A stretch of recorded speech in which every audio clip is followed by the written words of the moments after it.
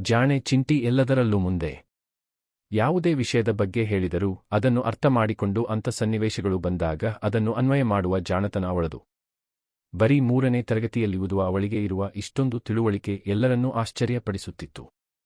ಎಲ್ಲ ಮಕ್ಕಳಂತೆ ಚಿಂಟಿಗೂ chocolate, cream biscuit ಮತ್ತು ಐಸ್ ಕ್ರೀಮ್ಗಳೆಂದರೆ ತುಂಬ ಇಷ್ಟ. ಆದರೆ ಆಕೆ ಅವುಗಳಿಗೆ ಎಂದು ಹಠ ಮಾಡಿದವಳಲ್ಲ. ಅವೆಲ್ಲಾರೋಗ್ಯಕ್ಕೆ ಒಳ್ಳೆಯದಲ್ಲೆಂಬ ತನ್ನ ತಾಯಿ ಹೇಳಿದ ಸೂಚನೆಯನ್ನು ಪಾಲಿಸುತ್ತಿದ್ದಳು. ಚಿಂಟಿ ಪ್ರತಿದಿನವೂ ಕೆಲಸಕ್ಕೆ ಹೋದ ತನ್ನ ತಾಯಿ ಮನೆಗೆ ಬರುವುದರೊಳಗೆ ಮನೆಪಾಠವನ್ನು ಮಾಡುತ್ತಿದ್ದಳು. ತೊಳೆದಿಟ್ಟ ಪಾತ್ರೆಗಳನ್ನು ಹಿತ್ತಲಿಂದ ಅಡುಗೆ ಮನೆಗೆ ತಂದು ಬಟ್ಟೆಯಿಂದ ಒರೆಸಿ ನೀಟಾಗಿ ಜೋಡಿಸುತ್ತಿದ್ದಳು.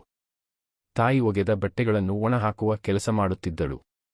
ಪರೀಕ್ಷೆಗಳಿಗೆ ತಯಾರಿ ನಡೆಸುವಾಗ ತಾಯಿಯ ಸಹಾಯ ಪಡೆದು ತನ್ನ ಸಮಸ್ಯೆಗಳನ್ನು ಬಗೆಹರಿಸಿ ಕೊಳ್ಳುತ್ತಿದ್ದಳು. ತಾಯಿಗೆ ಕೆಲಸದಲ್ಲಿ ಸಹಾಯ ಮಾಡಿ ಓದಿನಲ್ಲೂ ಸದಾ ಮುಂದೆ ಇರುತ್ತಿದ್ದಳು.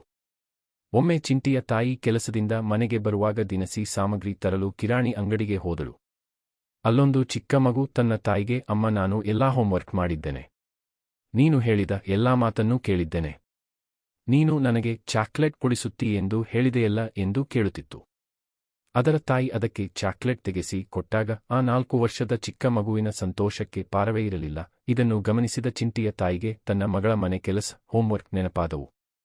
ಚಿಂಟಿಯು ಚಾಕ್ಲೇಟ್ಗೆ ಆಸೆ ಪಡುತ್ತಿದ್ದರೂ ಆಕೆಯಲ್ಲಿ ಸಹಜವಾಗಿದ್ದ ಪ್ರೌಢಿಮೆ ಅದನ್ನು ನಿರಾಕರಿಸುತ್ತಿತ್ತು ಎಂಬುದು ಆಕೆಗೆ ತಿಳಿದು ಮನಕರಗಿ ಹೋಯಿತು. ಮನೆಗೆ ಬಂದ ತಾಯಿ ಚಿಂಟಿಯನ್ನು ಕರೆದು ಆಕೆಯ ಕೈಯಲ್ಲಿ ಚಾಕ್ಲೇಟ್ ಇಟ್ಟಳು. ಚಿಂಟಿಗೆ ಖುಷಿಯ ಜೊತೆಗೆ ಆಶ್ಚರ್ಯವೂ ಆಯಿತು. ಆಗ ತಾಯಿ, ಆಶ್ಚರ್ಯ ಆಯಿತಾ ಚಿಂಟಿ?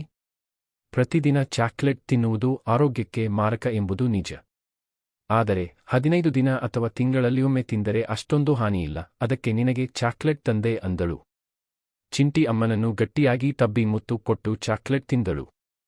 ತಾಯಿಗೂ ತನ್ನ ಮಗಳ ಬಗ್ಗೆ ಅಪಾರ ಹೆಮ್ಮೆ ಉಂಟಾಯಿತು.